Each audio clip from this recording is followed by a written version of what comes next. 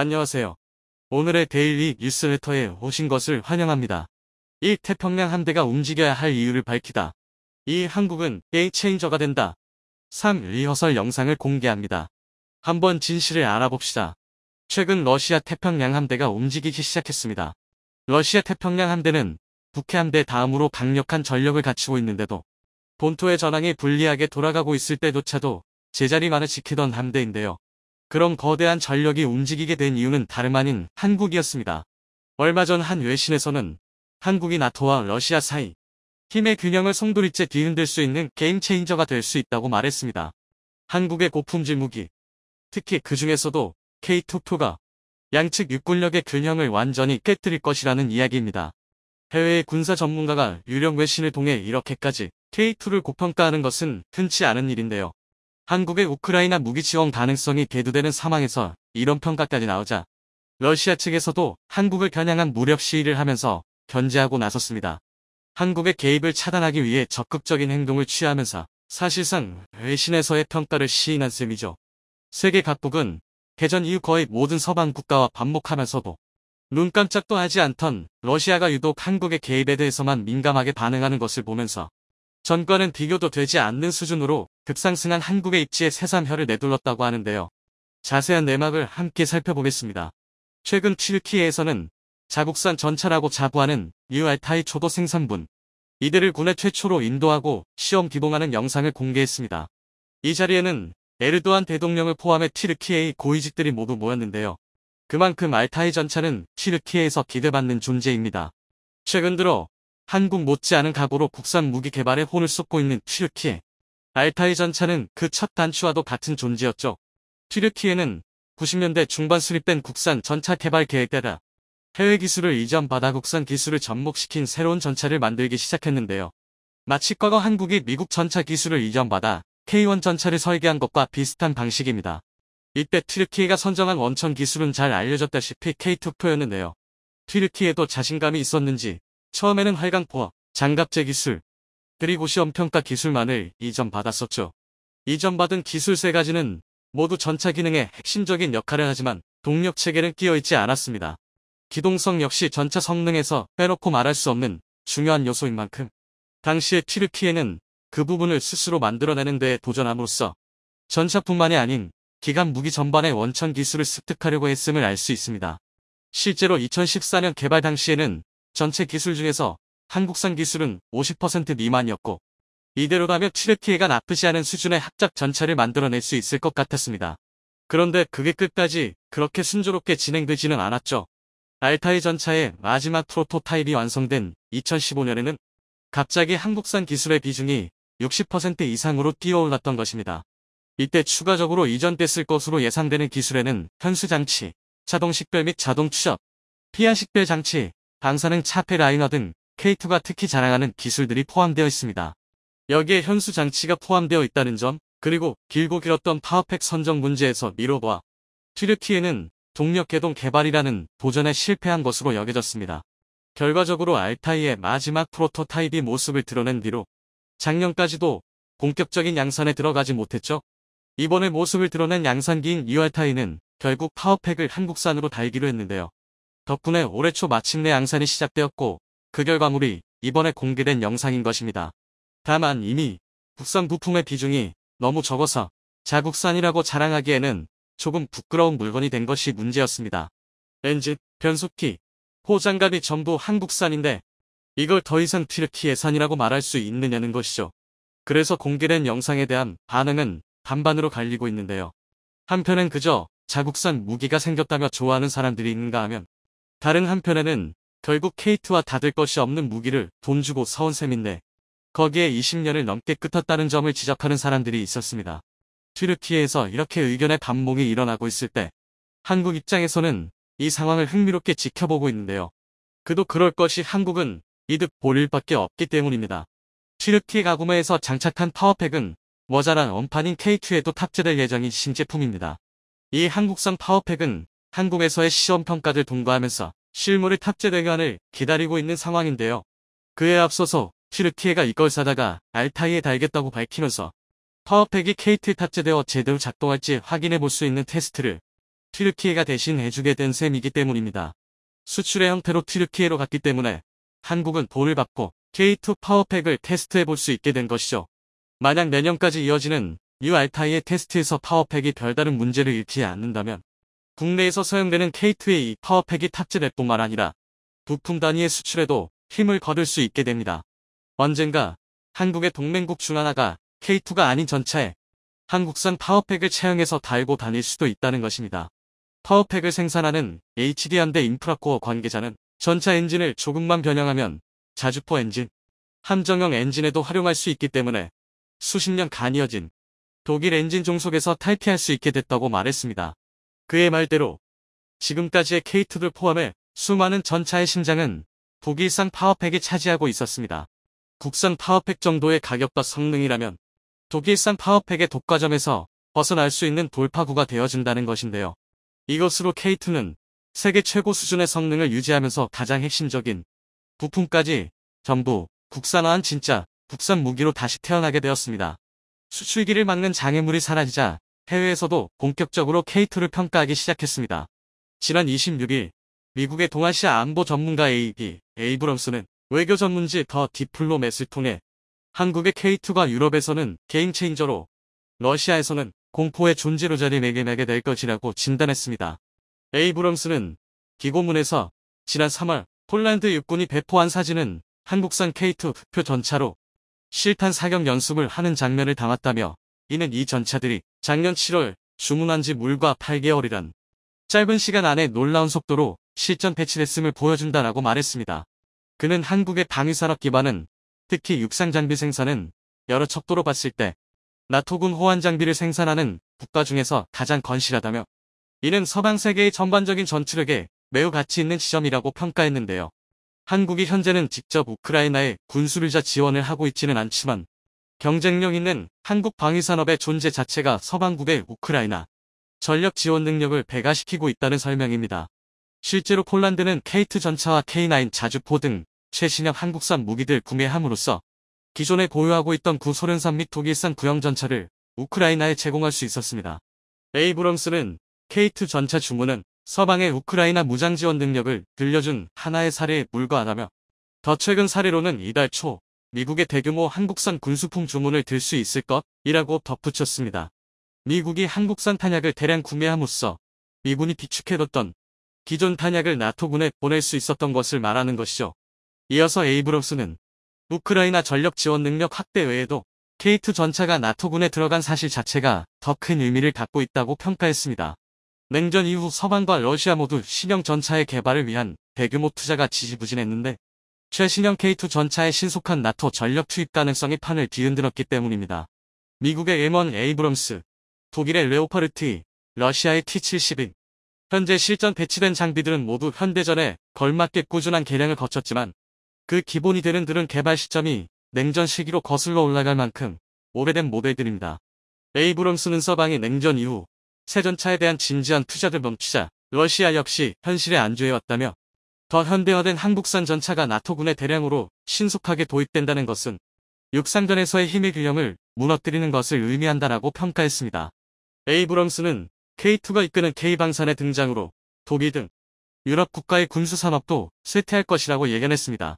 에이브럼스는 한국이란 경쟁 상대는 유럽 군수산업의 쇠퇴를 가속화할 것으로 예상한다며 미국 F-35 전투기가 유럽산 전투기를 제치고 유럽로 모든 수주에 성공했던 것처럼 K2, K9 자주포, 천무 다연장 로켓 등 한국산 지상군 장비들은 현재 유리한 위치를 차지했다고 말했습니다.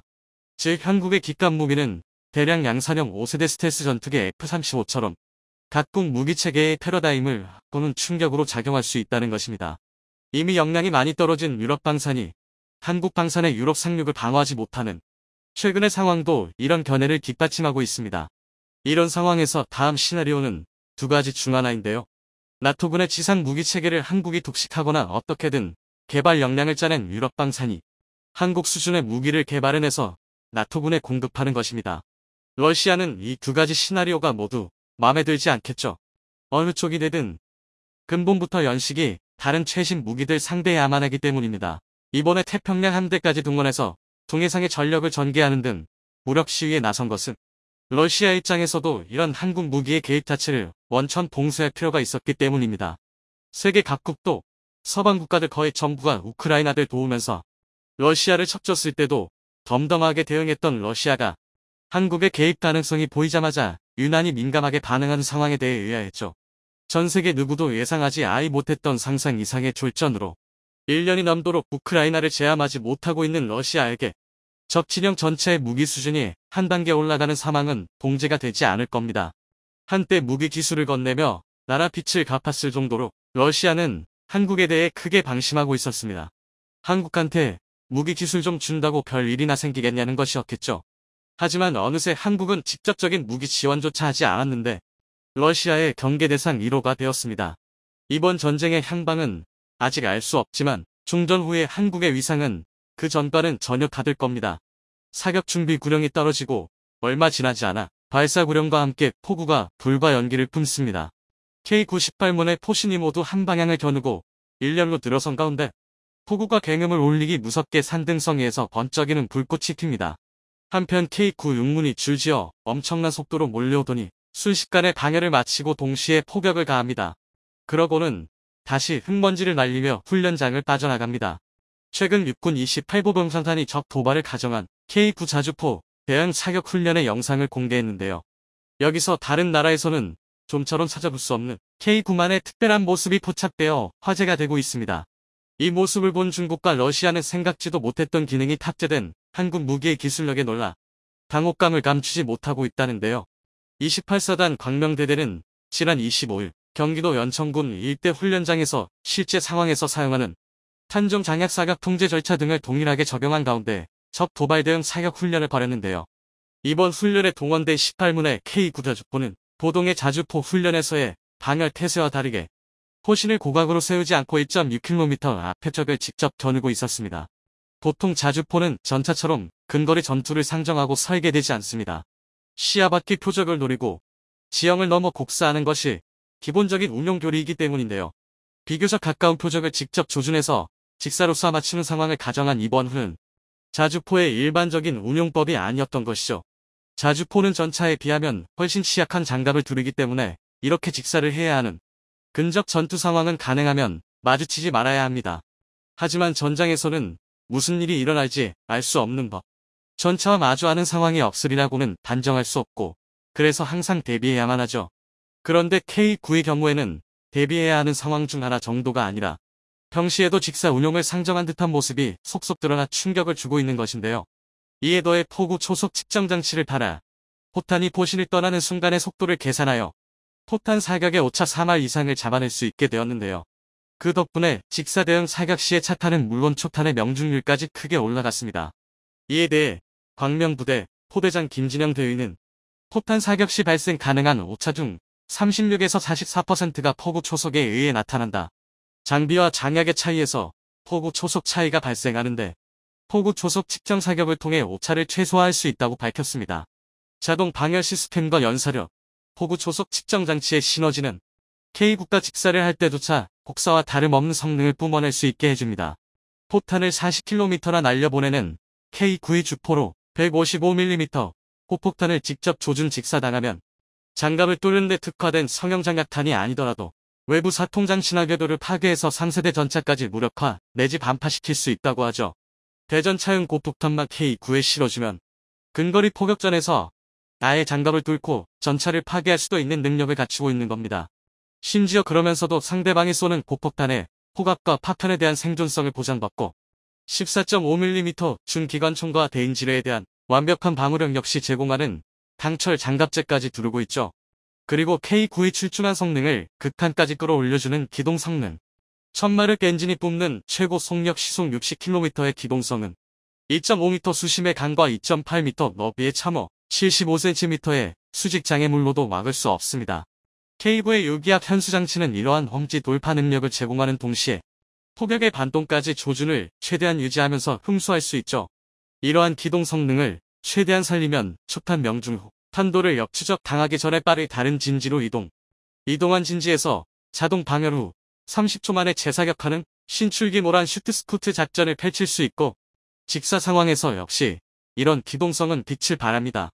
말하자면 한국은 유사시에 자주포인 K9도 마치 전차처럼 써먹을 생각을 품고 있다는 것입니다. 일단 K9는 직사 성능 자체가 매우 뛰어납니다.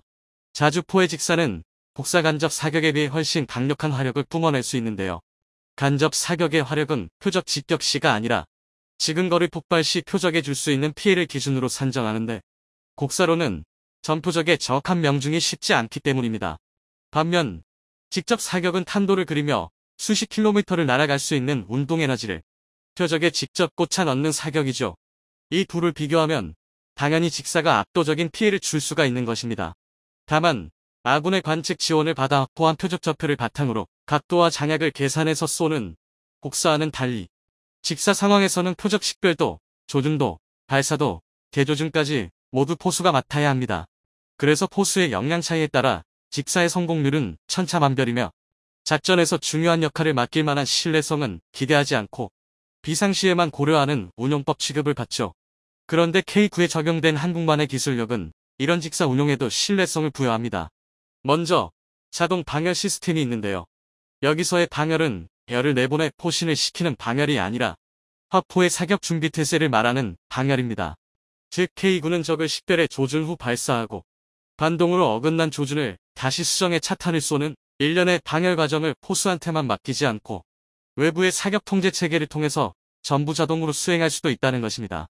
다음은 사격 성능입니다.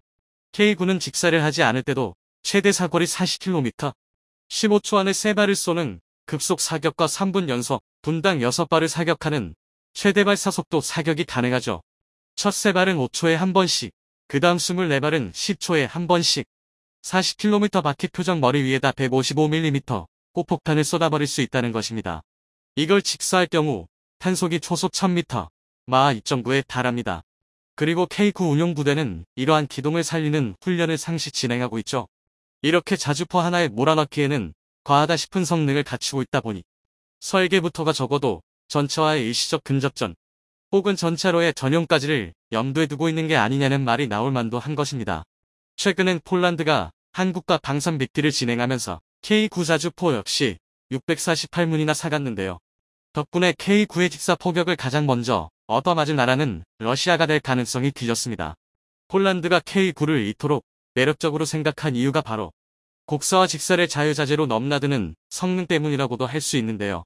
폴란드의 북쪽은 강이 흐르는 평지, 남쪽은 산지로 폴란드군은 두 가지 지역 모두에서 싸울 수 있는 성능을 갖춰야만 합니다. 그리고 우크라이나 무기 공여로 인해 전력 공백이 발생해 발등에 불이 떨어진 폴란드는 한 가지 무기만 구매해 양쪽 전장을 모두 지배할 수 있기를 원할 것입니다. 한 가지 무기만 구매해 양쪽 전장을 모두 지배할 수 있기를 원할 것입니다.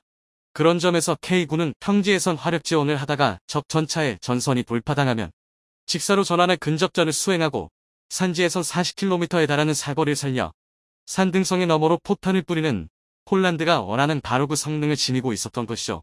이러한 성능은 비단 폴란드뿐만 아니라 산과 평지가 조합된 전장이라면 어디서라도 엄청난 강점인데요.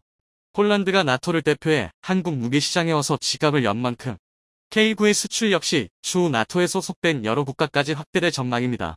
K9의 개발 과정, 비화 중에서 사격 시험 중 안타깝게 목숨을 잃은 연구원의 이야기가 있죠. 1997년 K9 실험 시제 1호기는 현 하나디펜스의 전신인 삼성테크인 연구원들이 참여하는 최대 발사 속도 기술 시험을 앞두고 있었습니다. 시제기 개발과 시험 평가 때부터 팀워크를 다져온 포반장 국가연 강신천 선임연구원, 사수 삼성테크인 정동수 대리, 부사수 국가연 조기호 기술원, 탄약수 삼성테크인 안병철 대리가 차례로 탑승했습니다. 이들은 그동안 사격 때마다 장비의 이상 유무 판단과 점검을 완벽에 가깝게 수행해왔죠. 두 발이 9초의 간격으로 연이에 발사된 후 세 번째 탄이 장전되었지만 이번에는 발사 시간이 지났는데도 사격이 되지 않았는데요. 방호벽 뒤에서 대기하던 연구개발진이 불길한 예감을 느끼고 소화기를 들고 뛰어갔지만 이미 자주포 내부는 화재에 휩싸여 있었죠. 탄약수 안병철 대리는 탈출했지만 부사수 조기호 기술원은 등에 불이 붙고 포반장 강신천 연구원은 손등을 크게 대었습니다. 그리고 사수였던 정동수 대리는 가장 심한 화상을 입고 말았죠. 당시 소화기를 들고 뛰어갔던 박승근 과장은 불은 자주포 내에서 계속 타고 있었고 사수석에 앉았던 정동수 대리가 잠시 후 하염을 뚫고 나왔는데 심한 화상을 입은 상태였다.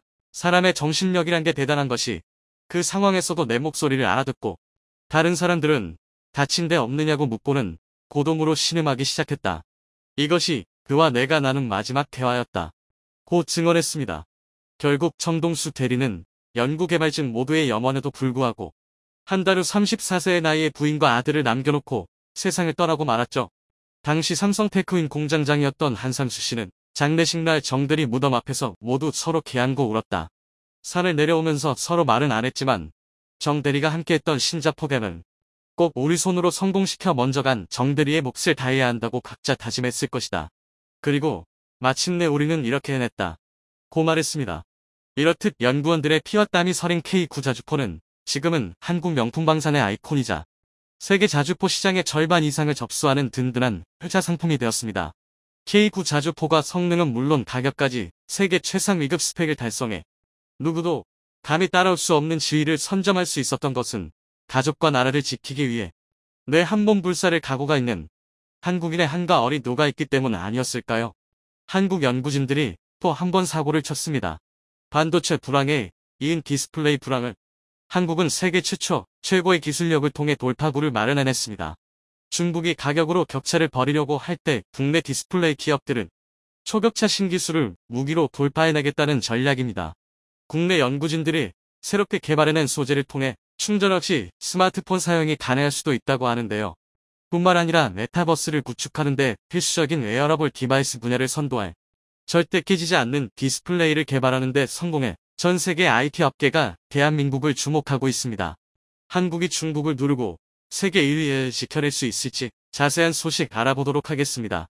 반도체와 함께 디스플레이 분야는 한국이 가장 첨단을 달리는 부분이었습니다. 하지만 17년 연속으로 유지해왔던 글로벌 디스플레이 점유율 1위를 2021년 중국이 차지하게 되면서 위기가 찾아왔습니다. 중국의 정부 주도하에 LCD 디스플레이를 국가 핵심 전략 사업으로 추진하면서 막대한 인적, 물적 자원을 토대로 폭발적인 성장을 이루어낸 것입니다. 이에 대한 대응으로 한국은 LED, OLED로 기술 격차를 벌리며 2022년 다시 글로벌 디스플레이 점유율 1위를 탈환하는 데 성공해냈습니다. 하지만 중국 역시 막대한 RD 투자를 통해 기술 격차를 좁혀오려 시도하고 있어 방심할 수 없는 상황인데요. 중국을 완전히 따돌리고 압도적인 기술 격차로 세계 1위를 지켜내기 위해 연구개발의 투자를 늘려나가고 있었습니다. 그리고 기대를 저버리지 않고 우리 연구진들이 또 한 번 괄목할 만한 성과를 내는데 성공했습니다. 서울대 연구진이 차세대 디스플레이 소자 페로브스카이트의 상용화에 성공한 것인데요. 유기발광 다이오드 올레드를 넘어설 미래 디스플레이 소자로 각광받고 있는 페로브스카이트 발광 소자의 발광 효율, 밝기, 수명을 획기적으로 개선한 발광 소자 기술을 개발해내는 데 성공했고 이 연구 결과는 세계 3대 학술지인 네이처에 게재되었습니다. 페로브스카이트는 실리콘 태양전지를 대체할 차세대 태양전지 소재로 주목받는 동시에 발광 효율과 색순도가 높아 올레드를 대체할 차세대 디스플레이 소재로서 각광받고 있습니다. 또한 색순도와 발광 효율이 뛰어나며 소재 가격이 저렴하다는 장점도 가지고 있습니다. 기존 디스플레이 소자와 비교해 많은 장점을 가지고 있지만 상용화를 위해 발광 효율을 개선하고 수명을 늘려야 한다는 과제가 있었는데요. 서울대 이태호 교수 연구팀이 개발한 발광 소자는 발광 효율이 대폭 개선되어 외부 양자 효율이 QA는 28.9%, 47만 3,990칸델라, 1칸델라는 양초 1개 밝기에 밝기에 수명은 최소 3만 시간 이상을 기록하며 학계의 기록을 뛰어넘는 성과를 보여주었습니다. 외부 양자 효율은 발광 소자에서 나오는 광자의 개수를 투입함, 전기 전하의 개수로 나눈 비율을 의미하는 것으로 전력 효율을 나타낸다고 할 수 있습니다. 이번 연구 결과로 대한민국이 페로브스카이트 디스플레이 분야에서 주도권을 가지고 있음을 확인했습니다. 이 교수는 페로브스카이트 발광 소자는 세계적인 연구 그룹의 노력에 수년간 구동 수명이 수백 시간 이내 수준에 머물러 상용화가 불가능한 실험실 수준의 소재라 여겨지고 있었다. 이번 연구에서 페로브스카이트 나노 입자의 새로운 합성법을 고안해 페로브스카이트 발광 소자가 상용화될 수 있다는 점을 확인했다고 설명했습니다. 또한 페로브스카이트 소재는 차세대 태양전지로 가장 각광받고 있는 소재이기도 한데요.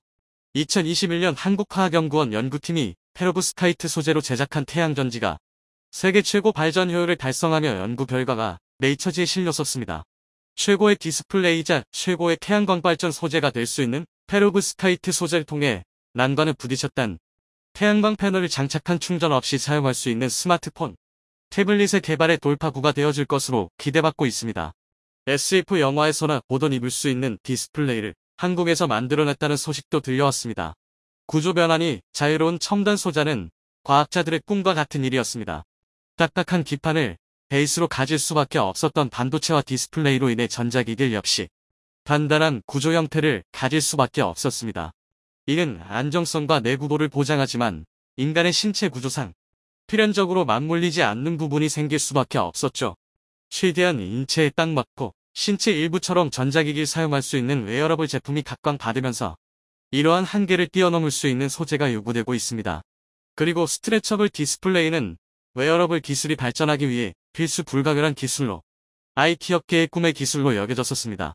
스트레처블 디스플레이는 느리기, 접기, 비틀기 등 어떤 변형에 거천되지 않으면서 화면을 송출하는 궁극의 프리폼 디스플레이입니다. 스트레처블 디스플레이의 잠재력을 알아본 디스플레이 3대 강국인 한중일 3국은 이미 오래전부터 기술 개발 경쟁을 시작했었습니다. 그리고 삼성에서 처음 9.1인치 올레드 스트레처블을 선보이며 한국이 선두를 달리고 있음을 보여주었었죠. 이어 일본에서는 두께가 1mm에 불과한 스킨 일렉트로닉스를 선보이고 저가 LCD를 선점한 세계 최대의 디스플레이 제조사인 중국의 BOE도 지난해 키리가미라는 이름의 스트레처블 제품을 공개했었습니다. 스트레처블 디스플레이 경쟁에서 앞서가기 위해 산업통상자원부는 2019년부터 스트레처블 개발을 국책과제로 삼고 LG 디스플레이를 총괄 주관 기업으로 선정했었습니다. 그리고 지난 8일 LG 디스플레이에서 3년의 연구 끝에 고화질 스트레처블 디스플레이의 개발에 성공했다고 밝혔습니다. 이번에 LG에서 공개한 시제품은 세계 최초로 12인치 화면이 14인치 화면까지 약 20%가량 늘어나는 게 가능하다고 하는데요. 여기에 일반 모니터 수준의 고해상도와 RGB 풀컬러를 동시에 구현해내는데 성공했습니다. 특수 실리콘 소재로 제작된 신축성이 뛰어난 필름 형태의 기판을 개발해 유연성을 크게 높이는 게 가능했습니다. 또한 40 마이크로미터 이하의 마이크로 발광 다이오드 LED 발광원을 사용해 외부 충격의 화질 변화를 방지할 수 있는 내구성을 확보하고 기존의 직선 형태 배선 구조를 S자로 스프링 형태 배선 구조로 바꾸는 등 설계를 최적화해 반복해서 구부리거나 접어도 성능을 유지할 수 있습니다. 이러한 기술들의 적용을 통해 스트레처블 디스플레이의 본격적인 상용화를 위해 필요한 유연성, 내구성, 신뢰성을 기존 대비 획기적으로 높이는 데 성공했습니다. 지난해 6월 삼성에서 스트레처블 디스플레이를 이용한 전자피부 개발에 성공한데요. 또 한 번 한국 연구진들이 웨어러블 디스플레이의 개념을 발전시킨 것입니다. 스트레처블 디스플레이의 활용도는 무궁무진한데요. 얇고 가벼우면서 굴곡면에도 접착 가능한 디스플레이로 웨어러블, 자동차, 스마트기기, 게이밍, 패션 등 전방위적인 산업 분야에 폭넓게 적용할 수 있을 것으로 전망되고 있습니다. 또한 사회 구조를 아예 탈바꿈할 것으로 기대받는 메타버스의 기술적 구현에 필수적인 기술이 될 것으로 보이고 있습니다. 화면을 구부리거나 접을 수 있는 플렉서블을 실현할 수 있었던 이유는 디스플레이를 이루는 차세대 소자, 즉 LED 기술의 발전 덕분이었습니다. 삼성, LG 등 국내 디스플레이 기업들은 가로 세로 길이가 500 마이크로미터에 불과한 미니 LED를 만들었는데 이 미니 LED를 탄력성이 강한 특수 플라스틱에 접목해 만든 디스플레이가 바로 플렉서블 디스플레이입니다. 삼성에서 최초로 폴드 스마트폰 시리즈에 적용하며 세계 스마트폰 시장에 큰 충격을 주었었던 플렉서블 디스플레이보다 스트레처블 디스플레이가 더 발전한 형태라고 할 수 있습니다. 스트레처블 디스플레이에는 미니 LED보다 훨씬 작은 10에서 50 마이크로미터 수준의 마이크로 LED 소자가 사용됐는데요. LG와 삼성 모두 마이크로 LED를 사용한 프리미엄 TV 모델을 출시할 예정입니다. 이를 통해 마이크로 LED의 수요를 늘리고 단가를 낮추어 상용화까지 이루어낼 계획인데요. 마이크로 LED 시장은 매년 200%가 넘는 성장세를 보여주며 현재 시장 규모가 5,400만 달러, 약 744억 원에 불과하지만 오는 2026년 45억 달러, 약 6조 2037억 원까지 확대될 것으로 전망되고 있습니다. 한국 디스플레이 산업이 기술 선도를 통해 앞서 나가고 있지만 해결해야 할 과제들이 곳곳에 산재해 있습니다. 반도체 산업보다는 나은 형편이지만 디스플레이 산업 역시 핵심 소재의 상당 부분을 수입에 의존하고 있다는 문제점을 안고 있습니다. LCD는 그렇다고 쳐도 한국에서 세계 최초로 상용화하고 90% 이상의 점유율을 보여주는 올레드 부분에서도 핵심 소재와 핵심 공정에 속하는 주요 장비, 부품들을 외산에 의존하고 있었습니다. 올레드 소재 주요 원천 기술을 미국과 일본, 독일이 선점하고 있었습니다. 하지만 국내 기업들의 기술 개발, 말을 통해 올레드 소재, 부품의 국산화율을 끌어올리고 있는데요. 국산화율을 높이기 위해서는 혁신 있게 개발을 진행할 소재 기업의 의지와 전방 기업의 지원, 정부의 국책 지원 모두가 필요한 상황입니다. 2000년대 초반까지만 해도 세계 디스플레이 시장은 일본에서 주도하고 있었는데요. 후발주자였던 삼성이 최초로 올레드 개발에 성공하면서 디스플레이 시장의 왕좌를 차지하게 됐습니다. 당시 일본 전문가들은 올레드 상용화는 물구나무 서서 후지산을 오르기보다 어렵다고 말했었지만 삼성이 성공한 것입니다. 이후 최초의 플렉서블 올레드 기술도 한국에서 개발해내고 이번 기술적인 성과들을 통해 한국이 여전히 앞서 나가고 있다는 것을 증명해냈습니다. 중국이 무시무시한 양적 공세로 한국을 따라잡으려 애쓰고 있습니다. 중국의 규모의 경제에서 나오는 생산량과 가격 경쟁력은 우습게 볼 수 없습니다. 하지만 조선업에서도 그랬듯이 한국은 언제나 한 발 먼저 앞서 나가며 중국이 넘을 수 없는 격차를 보여주고 있습니다. 다른 나라의 기술을 백개와 물량 공세로 밀어붙이는 중국의 전략이 가장 최첨단일 것을 요구받는 IT 업계에서는 먹히지는 않는 것 같습니다. 앞으로도 지속적인 연구와 투자를 통해 이를 예자지 지켜낼 수 있기를 바랍니다.